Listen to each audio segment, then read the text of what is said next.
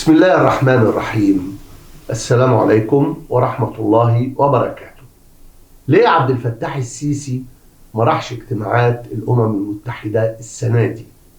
السر اتعرف بعد فضيحة الرشوة الأمريكاني، وتعرف إن السيسي ما راحش بعد ما عرف إن الأمريكان متربصين له وعاملين له كمين ثلاثي الأبعاد: سياسي، إعلامي، قضائي. صحيح إن القضائي ما كانش هيبقى ضده مباشرة، لكن كان هيبقى ضد بعض الأتباع تمهيدا لاصطياده فيما بعد. رجله كانت هتيجي يعني فيما بعد. طيب إيه الحكاية؟ وإزاي السيسي بيبعزق موارد مصر وكرامتها وسمعتها؟ كل ده عشان يحافظ على سلطته ليس إلا. إزاي السيسي بيمزع لحم الشعب وفي نفس الوقت بيأكل الشعب ده لحمة حرام؟ هو اللي محتكر تجارتها. السيسي هو اللي محتكر تجارة اللحمة الحرام ورافع سعرها، والكلام ده بقى جريمة معلنة ويتم التحقيق فيها في أمريكا ولا سبيل لإنكارها. ومن المكاسب الخرافية للحمة الحرام، السيسي بيدفع رشاوى عشان يغطي على جرائمه ضد الإنسانية. يعني بيأكل الشعب لحمة حرام عشان يكسب دم قلب هذا الشعب، ويقدر بالتالي انه يفضل يمزع في لحمه من غير ما يتحاسب، لانه بيدفع رشاوى للي ممكن يحاسبوه. شفتوا هذه الخطة الشيطانية وهذه الدائرة الجهنمية من زامبيا لأمريكا. السيسي وعصابته اتفضحوا بجرائم تهريب وسرقة ورشوة، جرائم فيها سبايك ذهب، ومش عارف هم غاويين سبايك ولا ذهب، بس المؤكد ان هم مجرمين في كل الأحوال، وإن فيه رش الدولارات فوق البيعة كمان. ومن لحم الحمير في مطاعم الكباب والسمين للحم الخنزير واللحوم المتكهربة والمخنوقة المستوردة واللحوم التي لا تؤكل، لحوم السباع من الحيوان والجوارح من الطير. السيسي ما خلاش حاجة حرام ولا حاجة مقرفة ما أكلهاش للشعب المصري. طيب إيه علاقة ده بده؟ وليه اللي اتقفشوا في جرائم السيسي في زامبيا وأمريكا بيجمع ما بينهم إن هم كلهم تقريبا دلادين للمخابرات وللكنيسة؟ وليه اللي يورد اللحوم اللي بيوصفوها بأنها حلال وبيدعوا إنها مطابقة للشريعة الإسلامية، ليه اللي بيورد اللحوم دي من أمريكا لمصر يبقى دلدول للكنيسة، وفي الوقت نفسه شغال باسم شركة أسستها المخابرات، شركة أسسها السيسي بنفسه، وكانت في الأصل بتشتغل في العقارات، وبعدين حولت نشاطها لزبالة اللحمة الحرام اللي باعتها للمصريين بأضعاف ثمنها، وتسببت في رفع سعر اللحمة اللي محدش في مصر قادر عليه أساسا. رفعوا سعر اللحوم كلها في بره مصر لأنه السعر دوار. لو المستورد بجنيه هيبقى المحل باتنين، طب لو المستورد بقى باتنين هيبقى المحل باربعة، لأن العلاقة ما بينهم بتفضل ثابتة. هذا ما حدث في جريمة اشترك فيها مخبر الأوقاف وخول الزراعة ومضى مدبولي على ورقتها في سيرك يدوخ اللي يتابعه ويخليه حن لزمن النصب الجميل، لما كان السيسي بيقول إنه شريف وأمين والبهايم كانوا بيسقفوا له. لا، ابنكم إن شاء الله شريف وأمين ومخلص. يا سلام، كلام زي اللي بجد يا جدع. كلام بيبيعه نصاب محترف لزباينه، واللي بيكشف النصباية من الزباين اللي قاعدين بيعمل نفسه مصدق لأنه بيخاف من العصاية، بيعمل نفسه مصدق، زي اللي قعدوا يهزوا راسهم زي ما كان يونس شلبي بيهز راسه ومش فاهم حاجة في مسرحية العيال كبرت، وعملوا نفسهم مصدقين السيسي وهو بيقول لهم إن مصر ما فيهاش غير دبش ورمل، وإن الذهب كله خلص من أيام الفراعنة. المتاح هو الجبس. الذهب الكلام اللي اتقال فيه ان المصريين القدماء جدا 7000 سنه كانوا خلصوا عليه. السيسي قال ان مصر ما فيهاش ذهب، بس الكذب ملوش رجلين، وربك فضحه وهو عمال يهرب الذهب بالطيارات لزامبيا مرة، ويقدموا رشاوى في أمريكا مرة، كل ده والذهب خلصان زي ما هو بيدعي. امال لو كان مش خلصان يا سيسي كنت عملت ايه في مصر وفي الشعب؟ انا اعمل واعمل واعمل. طيب خلونا نلخص، ايه العلاقة بين دهب مصر اللي السيسي بينهبه وبين اللحمة الحرام اللي بيأكلها للناس؟ وايه علاقة ده كله بالكنيسة اللي قلت لك انها في ظل حكم العسكر بتتصعد لقيادة المؤسسة الدينية الرسمية، يعني بتسبق الازهر بخطوة؟ الكلام ده انا قلته قبل حراك يناير الثوري، وده المسار اللي قطعه هذا الحراك الثوري. حراك يناير الثوري قاطع هذا المسار الذي كان مخططا له في ظل حكم العسكر، بس السيسي رجع الأمور مرة أخرى إلى هذا المسار. طيب كمان إيه علاقة المخابرات بالكلام ده كله؟ شوف يا سيدي، بعد فضيحة زامبيا، بعد فضيحة طيارة زامبيا اللي كان فيها ذهب ودولارات، واللي زامبيا اعتبرتها جريمة تجسس مش تهريب ولا سرقة ولا تزوير، عشان ما تحرجش السيسي قال لك ربك حليم ستار. وكمان من باب برضه ان ربك حليم ستار ما اعلنتش اسماء بعض المتهمين عشان ما تفضحش السيسي مباشرة.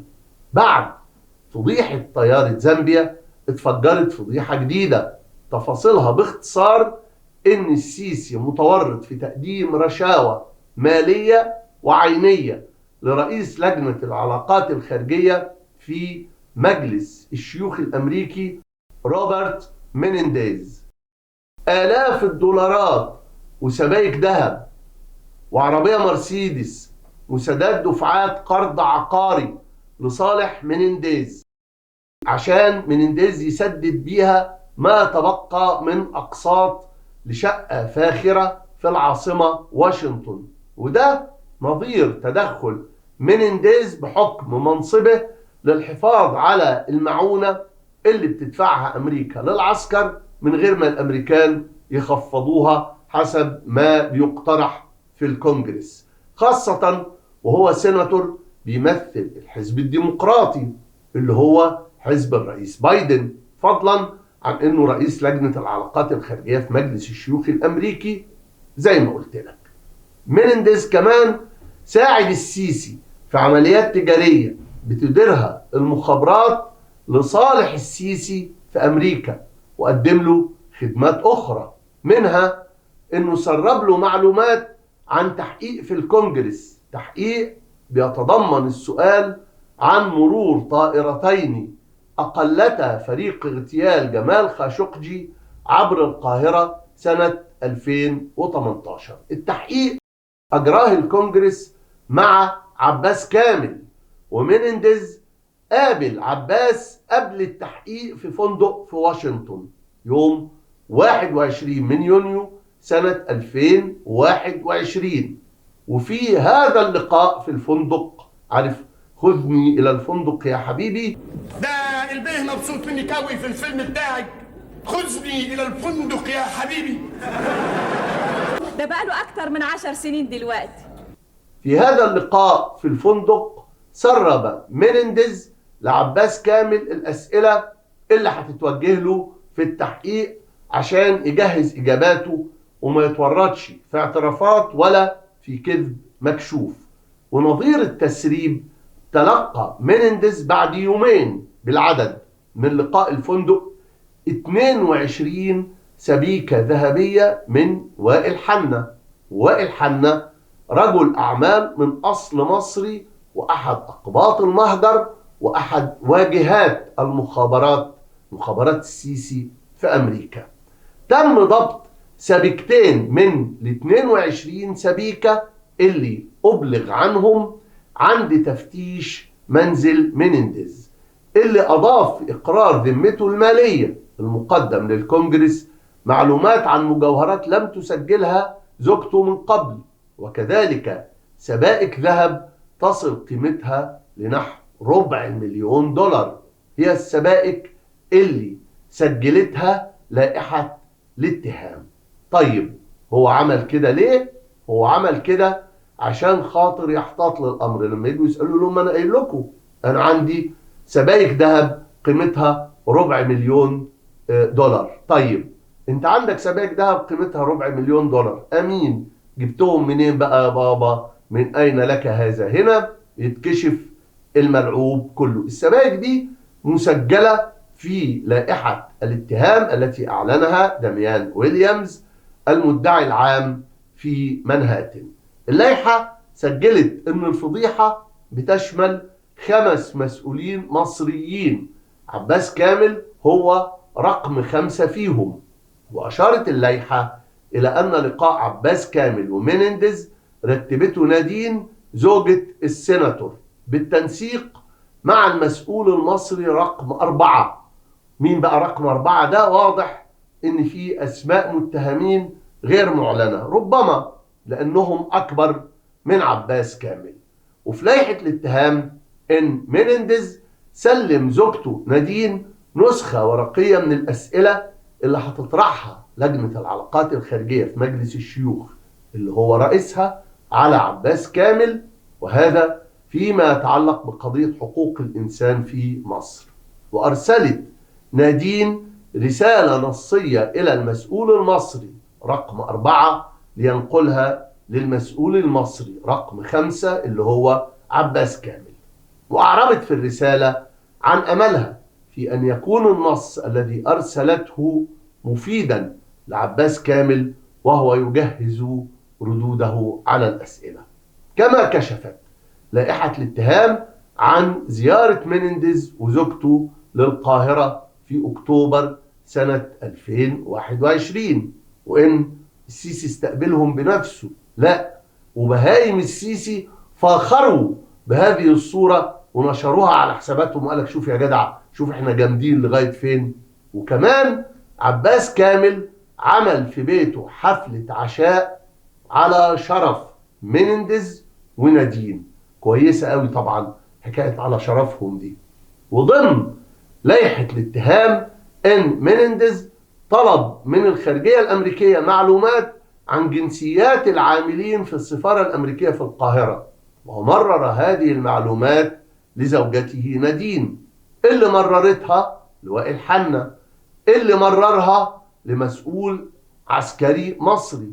ولم يبلغ مينينديز أفراد مكتبه ولا العاملين في لجنة العلاقات الخارجية أنه طلب هذه المعلومات التي تمثل تهديدا أمنيا مباشرا للعاملين في السفارة، وهو كله بيتحقق فيه دلوقتي. وأظن واضح دلوقتي من أين يأتي الإرهاب.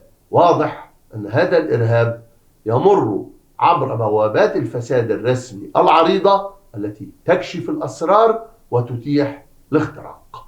مينينديز عضو في الكونجرس عن ولاية نيوجيرسي من 30 سنة، منذ انتخابه عضوا بمجلس النواب سنة 1993، وفضل يعاد انتخابه كل سنتين في مجلس النواب لغاية ما ساب المجلس سنة 2006 عشان يدخل المجلس الأعلى منه اللي هو مجلس الشيوخ، حيث يعاد الانتخاب كل 6 سنوات، وهو عضو في مجلس الشيوخ حتى الآن ولم يغادره أبدا، ويرفض الاستقالة كما يرفض التنحي عن رئاسة لجنة الشؤون الخارجية رغم التحقيق اللي بيجري معاه دلوقتي. ومن مقدمات الفضيحة المهمة إن مينينديز من 3 سنين اتجوز مراته نادين، وهي سيدة أعمال من أصل لبناني أرمني اسمها نادين أرسلانيان، ويان مقطع يضاف للأسماء الأرمنية معناه ابن. أرسلانيان يعني ابن أرسلان، وأرسلان هو الأسد الهصور بالتركية، يعني هي نادين بنت الأسد. واضح إنها بنت أسد فعلا. ونادين هي اللي عرفت مينينديز على وائل حنا بحكم معرفتها بشريك وائل ومحاميه الأرمني الأصل زيها، واسمه انترانيج أو أندي أصلانيان. وبالمناسبة أصلان مجرد نطق شائع لأرسلان، وأندي يعرف نادين من 25 سنة، منذ ربع القرن، ويعرف السيسي من 2016 لما قدم له عبر سامح شكري خدمات بشأن مبنى اشتراه في نيوجيرسي، ولاية مينينديز. نيوجيرسي دي هي الولاية اللي بيترشح فيها مينينديز صديق صاحبته نادين آنذاك. وبدأت فضايح الفساد بين حنا ونادين ومينينديز تفوح من سنة 2019 لما المباحث الفيدرالية الأمريكية دهمت مكتب وائل حنا سنة 2019 وفتشته، واحتجزت جواز سفره. وبالمناسبة هو محتجز حتى الآن، كما احتجزت بعض متعلقاته لفترة طويلة، وفتحت تحقيقات لسه ما خلصتش. هذه التحقيقات كانت لمعرفة سبب ومقابل الأموال والهدايا اللي وائل اداها لنادين. Properly pressured a senior official at the U.S. Department of Agriculture to protect a lucrative monopoly that the government of Egypt had awarded to Hana. لمعرفة سبب ومقابل الأموال والهدايا اللي وائل اداها لنادين واداها لمينينديز اللي كان صديقها في الوقت ده قبل ما يتجوزوا. ومعظم الرشاوى أو الهدايا ضبطت في صندوق ودائع نادين بنت الأسد، وتم التعرف على بصمات أصابعها فوق هذه الودائع، فوق الرشاوى، وأيضا على الحمض النووي لشخص مصري الأصل اسمه فريد دعبس. هذا الشخص كان هو وسيط التوصيل، وهو أحد الأسماء الواردة في لائحة الاتهام اللي بتضم كمان شخص اسمه خوسيه أوريبي. مينينديز ما كانش فوق مستوى الشبهات، لأنه سنة 2015 اتهم رسميا بالفساد، اتهم بأنه تلقى رشاوى عينية تصل قيمتها إلى $1,000,000 من طبيب عيون في فلوريدا، وذلك نظير تسهيلات ووساطات. ورغم قوة الأدلة والتهم الرسمية، ورغم أن الطبيب نفسه أدين، لم يتمكن القضاء من إدانة مينينديز لانقسام آراء المحلفين، وبالتالي أسقطت وزارة العدل التهم سنة 2018. أسقطت التهم، لكن مينينديز ما خدش براءة، بل إن لجنة الأخلاقيات في مجلس الشيوخ وجهت له توبيخا وتنبيها بالتزام قواعد النزاهة وعدم تعارض المصالح. واضح إنه ما التزمش بالتنبيه، لأنه بعد سنة بدأت المباحث الفيدرالية التحري عن تهم الفساد اللي بيتحقق معاه فيها حاليا. وما كانش وائل حنا أفضل حالا من مينينديز بعد ما بقى واجهة مخابرات السيسي في احتكار تصدير اللحوم المذبوحة طبقا للشريعة الإسلامية كما يدعي هو والسيسي، طبقا للشريعة الإسلامية أو هكذا يزعمون. وائل احتكر تصدير هذه اللحوم من الولايات المتحدة والهند وأمريكا الجنوبية وبعض الأقطار الأوروبية لمصر عن طريق شركة حلال، اللي كانت شركة أسستها المخابرات للعمل في مجال العقارات، وفجأة قلبت للتجارة في اللحمة. طيب إيه اللي جاب ده؟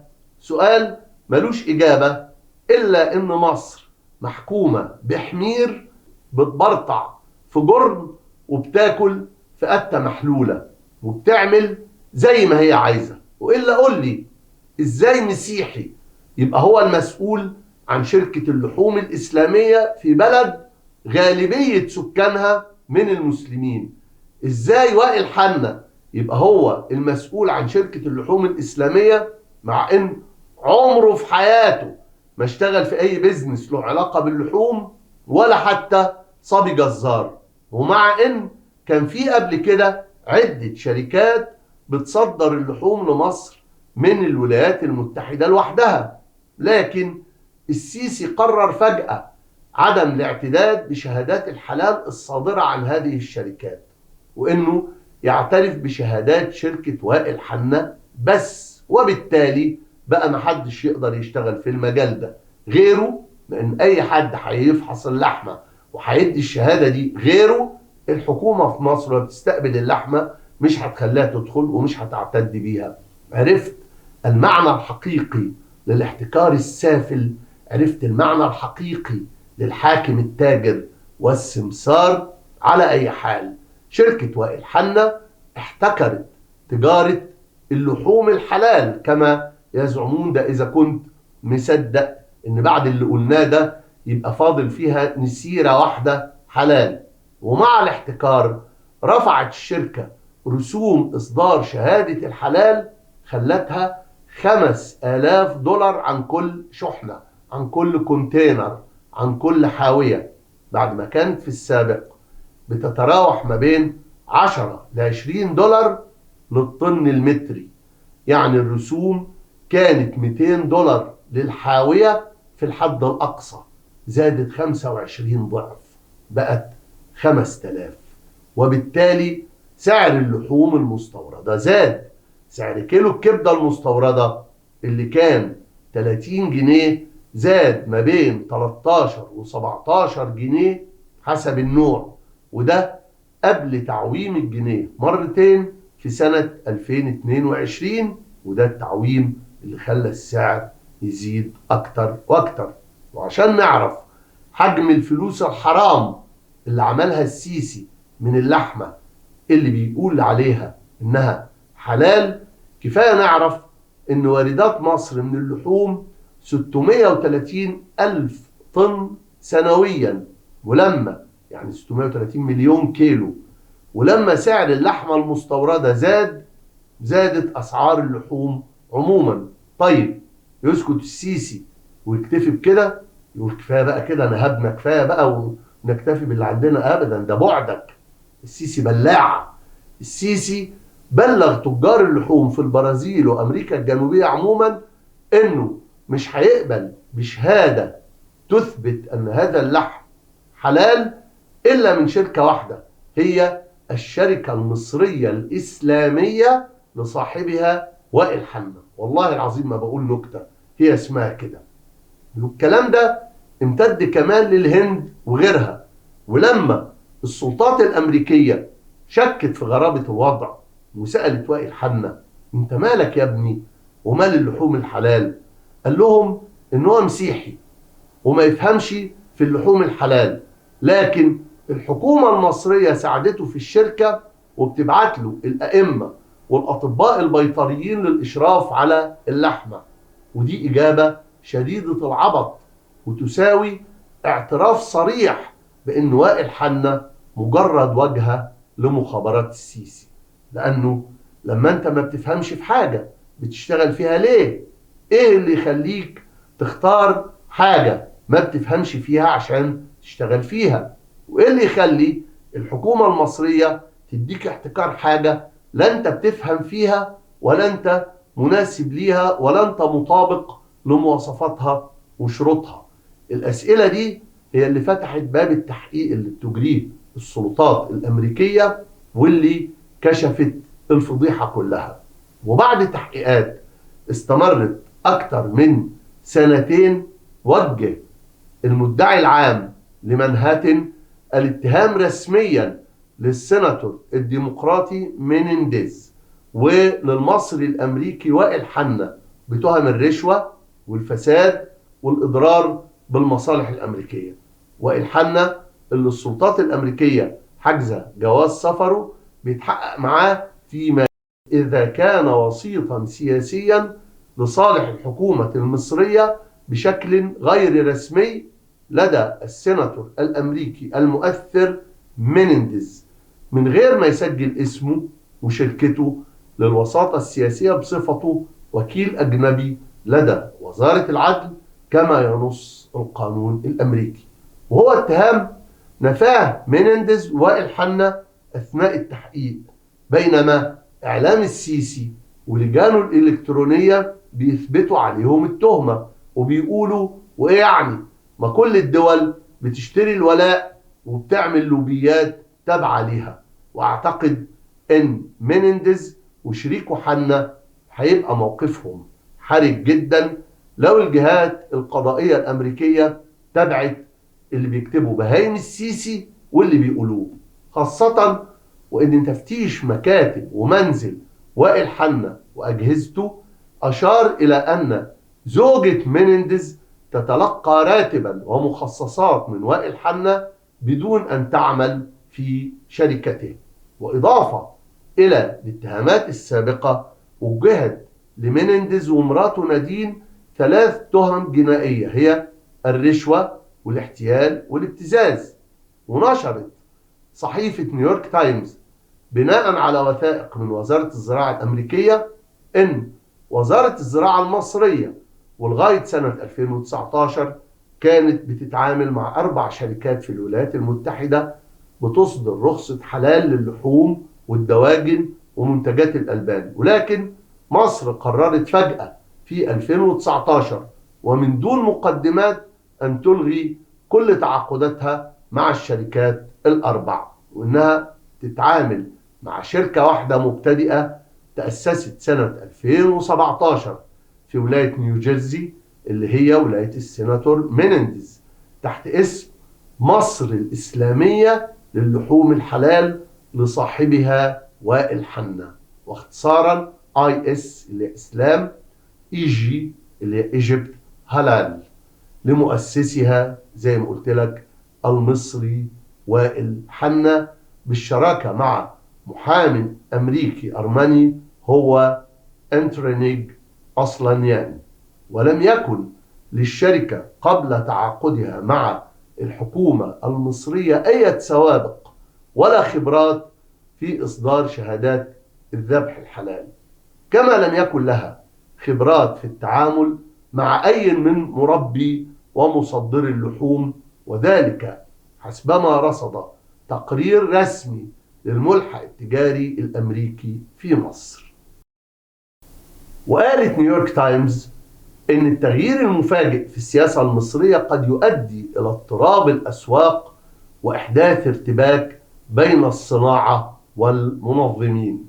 وكشف موقع ايجيبت واتش في يناير 2019 عن تحركات للمخابرات العسكرية المصرية لتأسيس شركة تحتكر استيراد اللحوم الحلال إلى السوق المصرية. وقالت الصحيفة أو قال الموقع موقع ايجيبت واتش إن القرار المصري باحتكار الشركة المشار إليها في نيوجيرسي يرجع في الحقيقة إلى مايو 2018، وقبل ذلك كانت مصر تتعامل في شهادات اللحم الحلال مع 8 شركات في الولايات المتحدة وأوروبا وأمريكا اللاتينية. هذه باختصار شديد هي خلاصة الوقائع الموثقة والتحقيقات ولائحة الاتهام حتى الآن. والحقيقة أنا ما يهمنيش قوي هي أمريكا هتعمل إيه مع مواطنيها. واضح إن مينينديز جامد جدا، لأن دي 3 مرة يتحقق معاه فيها في تهم أدلتها قوية من غير ما تصدر ضده إدانة. مرة في تهمة رشوة $1,000,000، ومرة في معاشرة فتيات دون السن القانونية في الكاريبي، والمرة دي لكن مش مهم قوي بالنسبة لي هو هيحصل له ايه او ايه مصير التحقيق معاه. هو مواطن أمريكي وأمريكا حرة فيه، لكن يهمني مواطنية أنا، يهمني المصريين، يهمني يفهموا إن الحكاية ملهاش علاقة لا بالدين ولا بأي عقيدة ولا بأي مذهب ولا بغيره. المعركة مع عصابة من البلطجية اللي فسادهم غرق مصر وطرطش على الدنيا كلها، من زامبيا في الجنوب لأمريكا في الغرب لأوروبا في الشمال للهند في الشرق. ما سابش السيسي، لم يترك بقعة على سطح كوكب الأرض إلا وأفسدها. فساد السيسي انترناشونال، وما يعنيهوش هو وعصابته غير البقاء في السلطة للاستمرار في نهب الثروة ومص الدماء. لا يهمهم شعب ولا لهم وطن ولا سمعتهم تساوي حاجة عشان يخافوا عليها ولا لهم أصل. السيسي مكتف مصر الوطن والشعب ايدين ورجلين، وبيقطع من لحمها عيني عينك وهي صاحية ومفتحة عينيها. فاللي بيكلمك في تغيير بالانتخابات مش مجرد غبي، لا، ده عميل. الانتخابات وهم، وفي الحد الأقصى ممكن الاستفادة من ظرفها في اكتساب مساحة مؤقتة أوسع قليلا للحراك. إنما اللي شايفها لوحدها هتغير عميل ونص، واللي بيفاوض السيسي طول الوقت من فوق الترابيزة ومن تحت الترابيزة وبيعلن ده وبيتباهى بيه أحقر منه.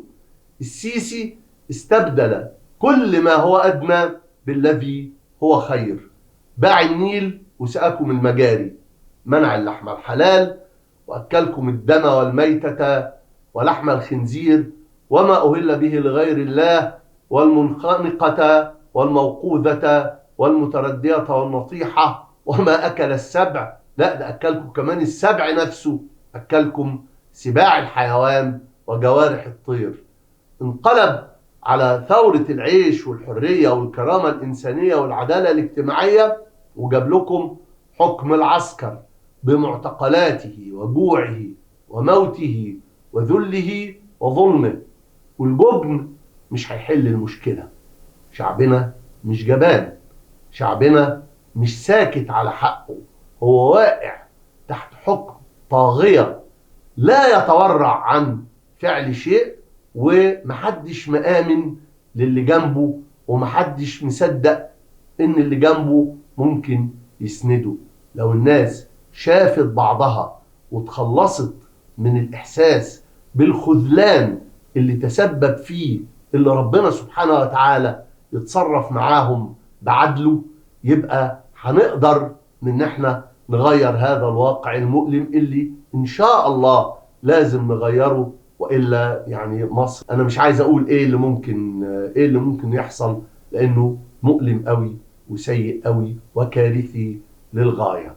الجبن مش هيحل المشكلة، الحكاية في ايديكم طول الوقت، والاستهبال ممنوع. قلت لك ان اللي ما يتحلش جملة يتحل قطاعي، وان السيسي ما يقدرش يعمل حاجة من غير اعوانه الصغار قبل الكبار، والاعوان دول منكم فيكم، فما تسكتوا لهمش. ما تسيبش حد يظلمك ولا ياخد حقك، ما تسيبش حد ياخد قوتك. لو كل واحد قال حقي برقبتي مفيش حق هيتاكل. لو الكدابين والظلمه عرفوا انهم هينتف في وشهم وهيتمسح بيهم البلاط ومش هيستجروا يمشوا في الشوارع، مش هيواصلوا الجرائم اللي هم بيرتكبوها. التضحية هنا في مثل هذا الموقف هيبقى لها معنى. التضحية أحسن بكتير من الموت المجاني، الموت الذليل. لما ما تلاقيش تأكل عيالك أو يتقطع عيشك ما تنتحرش. خسرت الدنيا فما تخسرش الآخرة. روح خد حقك من اللي ظلمك. الشهيد أحسن من المنتحر. ولما حد يحاول يأكلك النتانة والعفانة ويشربك المجاري، كبها فوق راسه، كبها فوق راس اللي خلفوه، عشان تفضل إنسان وما تبقاش خنزير. الخنازير هي اللي بتاكل الزبالة اللي السيسي بيأكلها لك، اللي السيسي بيأكلها لشعب حوالي 110 مليون. هذا طعام لا تأكله إلا الخنازير. الخنازير اللي تقبل انها تاكل النتانة والعفانة دي، والخنازير هي اللي بتتخن على الضرب اللي السيسي بيضربه للشعب. فما تقبلوش ببساطة، أنتم بشر فلا تقبلوا بمعاملة الخنازير. الله يرحمه الشيخ حازم قال إننا نرفض أن نعود نعاجا تساق بالعصا، فإذا بالسيسي يسوق الناس كما لو كانوا خنازير. والسلام عليكم ورحمة الله وبركاته. لا، البيت ده طاهر وهيفضل طول عمره طاهر. يمه المطهر سبع مرات، 8 مرات. يمه المطهر رش الملح 7 مرات. يمه المطهر رش الملح 7 مرات. مقامه الطاهر خشوه 7 شمعات. يمه المطهر رش الملح 7 مرات. ومع الزغروطة في حدوتة ثعلب فات.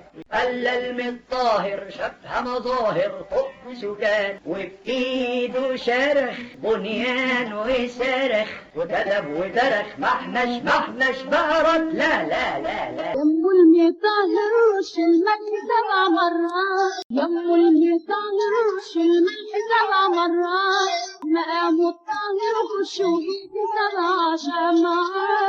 يمه المطهر رش الملح